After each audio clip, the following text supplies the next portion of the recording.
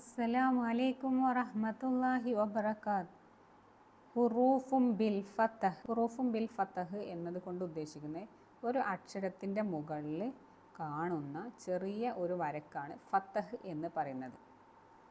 അപ്പോൾ നമ്മളിവിടെ കാണുന്നത് ഹംസ എന്നുള്ള അക്ഷരത്തിൻ്റെ മുകളിലാണ് ചെറിയ ഒരു വര കാണുന്നത്. ആ വരയുടെ പേരാണ് ഫതഹ്. ഈ ഹംസൻ്റെ മുകളിൽ ഇങ്ങനെ ഒരു ഫതഹ് കൊടുത്താൽ ഹംസക്ക് എന്താണ് മാറ്റം വരിക? ഹംസ എ എന്നുള്ള ഒരു സൗണ്ട് വരും. എ ആ അല്ല കേട്ടോ, ആ എന്ന് ഉച്ചരിക്കാൻ പാടില്ല. എ എന്നുള്ള ഒരു സൗണ്ട് വരും.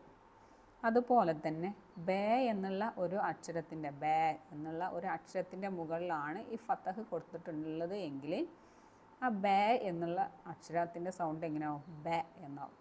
ബേ, ബ അല്ല ബേ, ബ എന്ന് ഉച്ചരിക്കരുത് കേട്ടോ, ബേ.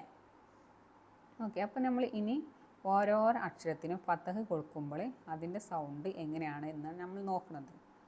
ഓക്കെ, നെക്സ്റ്റ് ലെറ്റർ തെ, തെ, സെ, ജെ.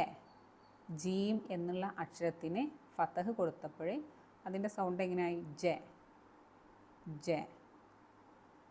ഹെ, ഹോ, ഹോ. ഈ ലെറ്റർ നമ്മൾ ശ്രദ്ധിക്കണം. ഇങ്ങനെ റെഡ് കളറിൽ വരുന്ന ലെറ്ററുകൾ നമ്മൾ ശ്രദ്ധിക്കണം. അത് വായ മുഴുവനായിട്ട് നല്ല ഗാംഭീര്യത്തോടു കൂടി നല്ല ശക്തിയിൽ പറയേണ്ട കുറച്ച് ലെറ്റേഴ്സാണ്. ഹോ, ഹോ.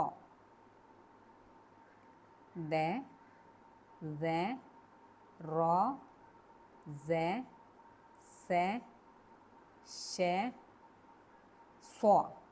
കണ്ടല്ലോ, സ്വ, സ്വ. ലോ, ലോ, ത്വ, ത്വ, ല, ല, A, oh, oh, oh. ഫെ, co, co. K, ലെ, മെ, നെ, ഹെ, വെ, യെ.